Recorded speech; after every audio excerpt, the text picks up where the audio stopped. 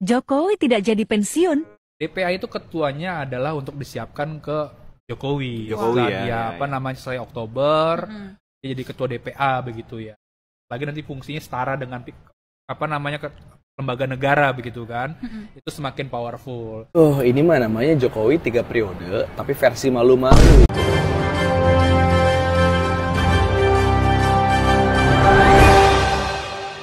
Assalamualaikum warahmatullahi wabarakatuh.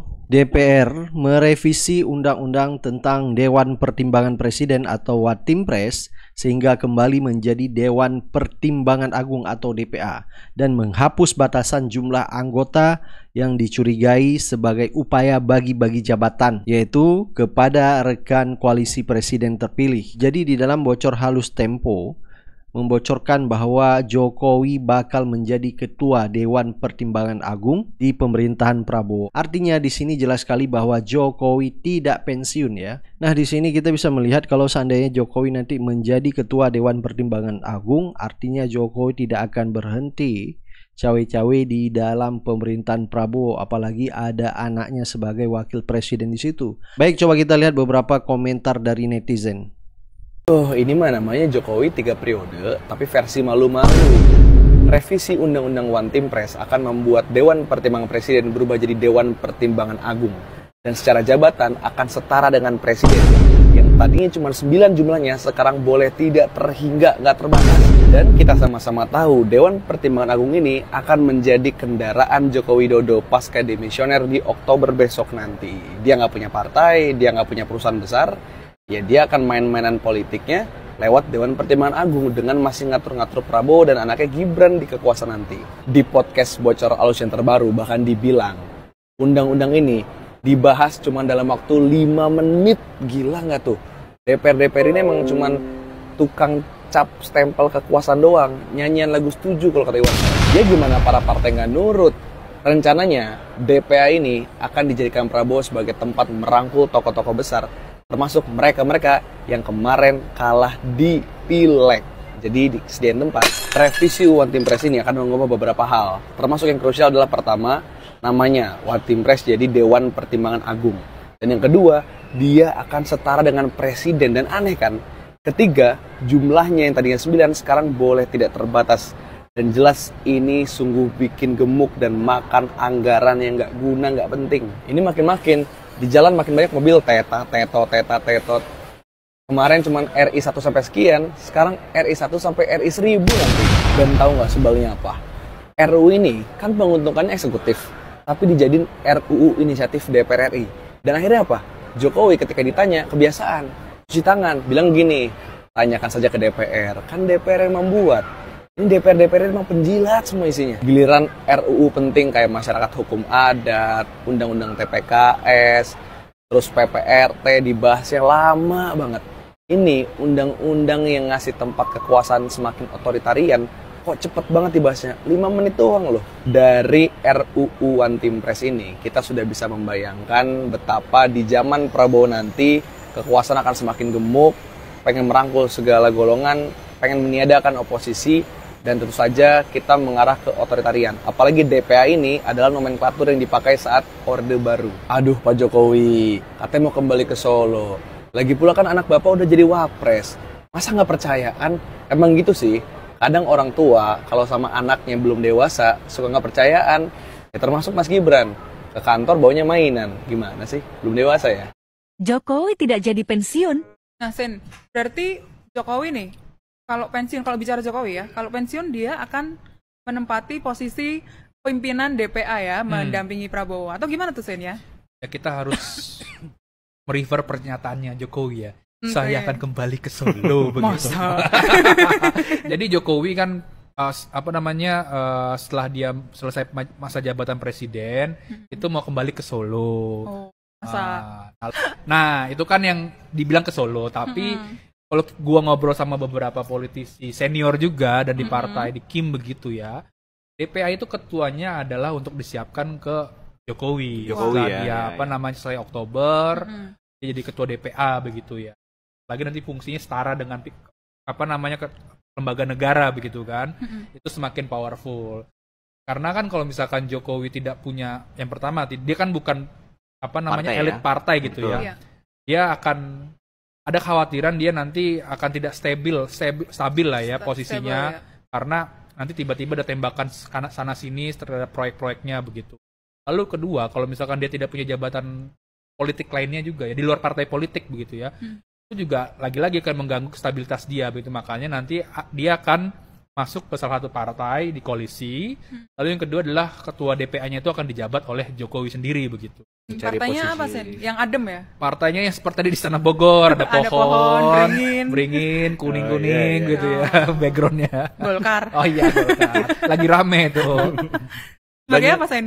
Sebagai suatunya pokoknya pimpinan lah di situ sudah disiapkan, Oke. lagi on proses. Siapa yang sesungguhnya berkebutuhan mengadakan kembali DPA yang setingkat dengan lembaga presiden? Apa sebenarnya kebutuhan yang paling mendesak dengan menghidupkan kembali DPA?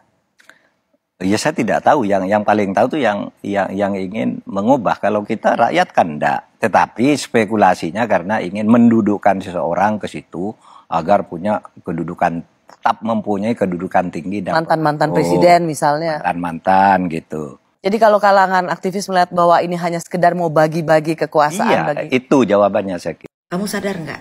Ternyata RUU Watim Pres Dewan Pertimbangan Presiden akan diganti nama menjadi Dewan Pertimbangan Agung.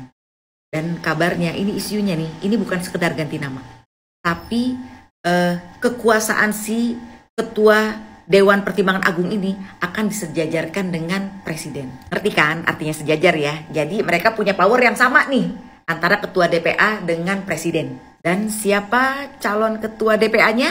Yes, Jokowi.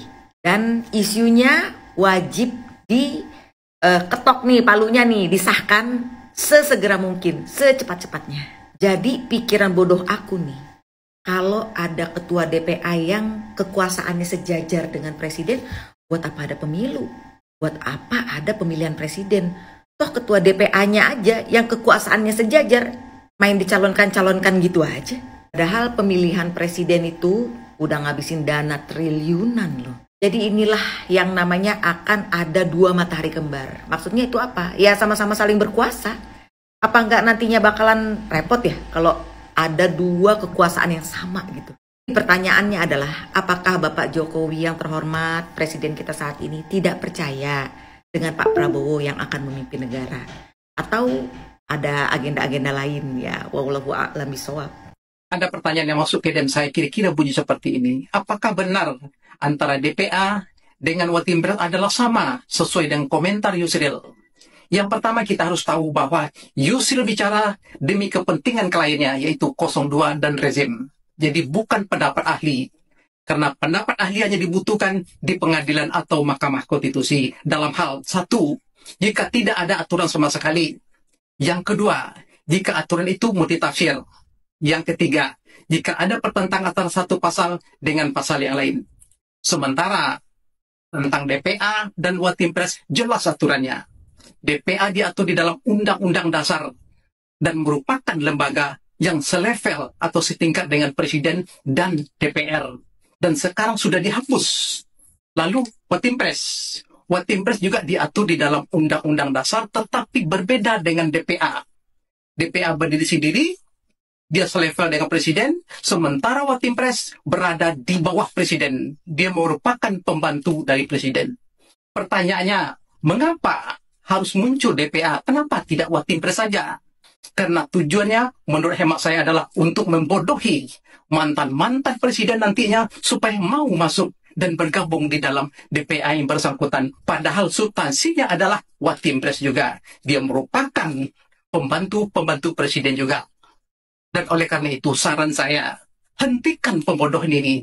Kasihan mantan-mantan presiden nantinya menjadi pembantu presiden. Seperti misalnya SBY, Megawati, dan Jokowi yang kabarnya akan menjadi ketua DPA tersebut. Demikian. Apa? DPA mau hidup lagi? Gak usah kaget gitu dong.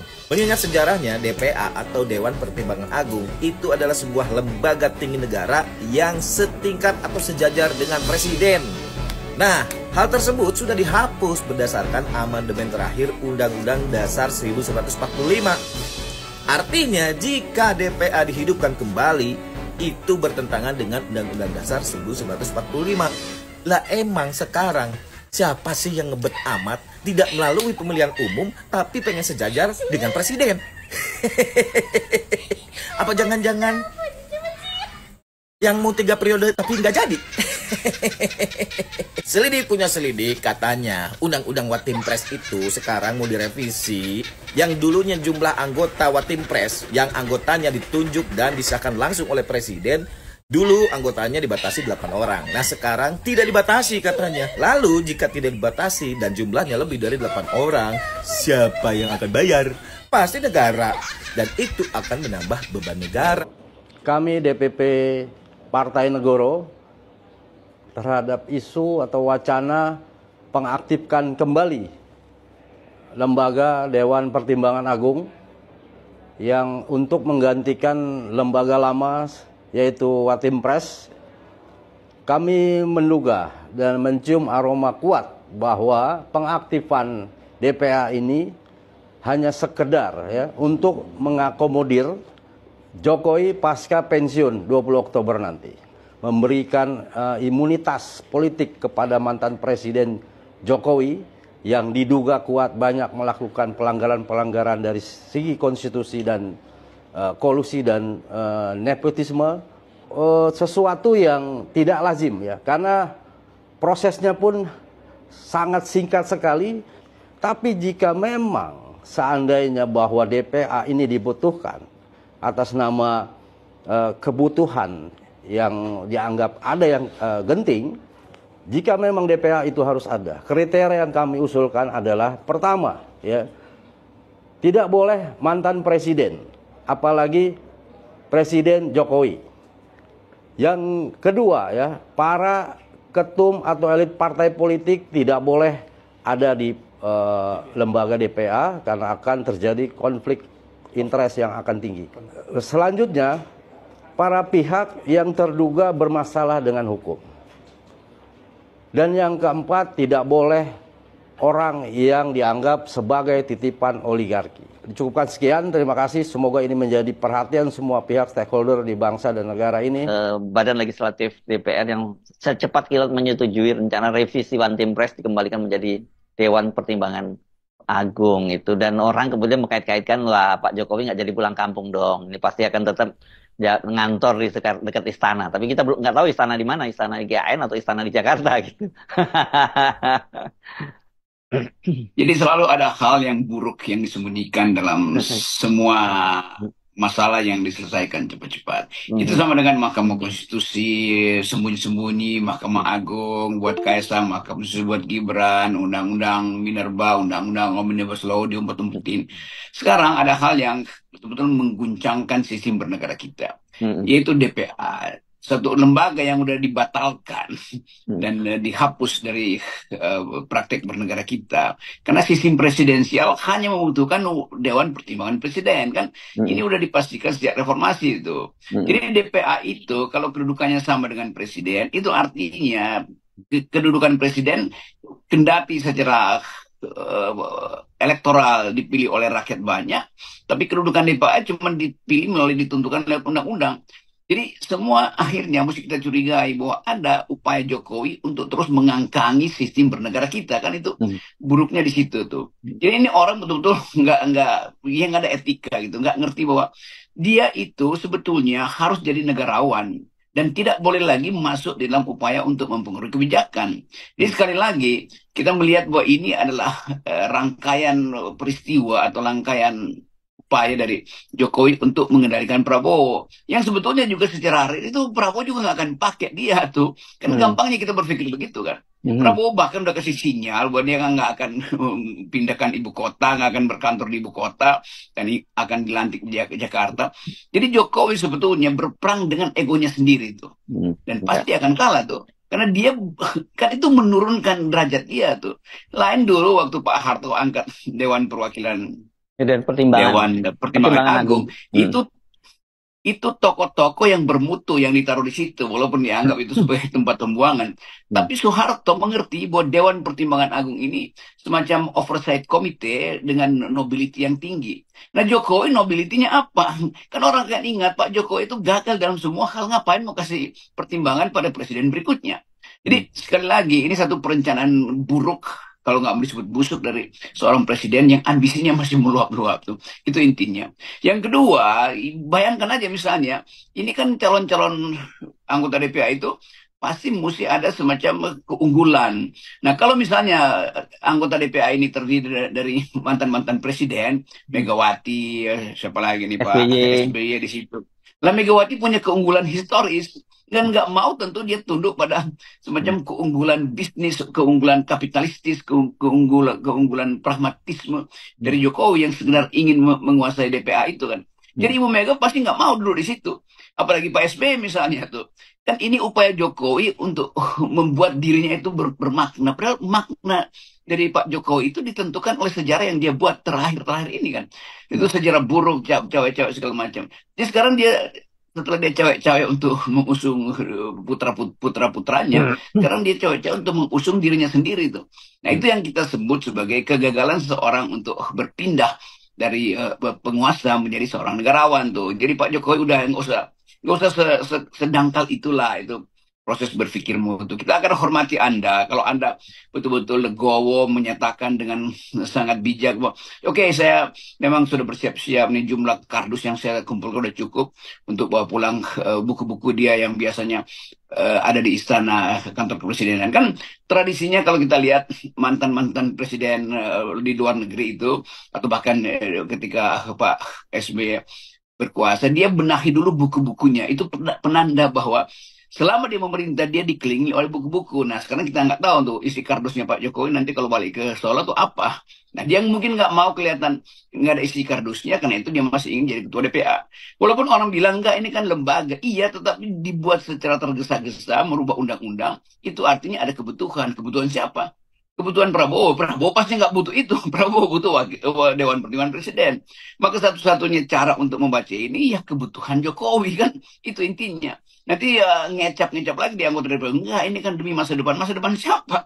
Dari awal sistem presidensial itu hanya membutuhkan Dewan Pertimbangan Presiden yang bertanggung jawab pada presiden dan diangkat untuk kebutuhan khusus. Bukan sebagai lembaga negara yang kemudian setara dengan presiden.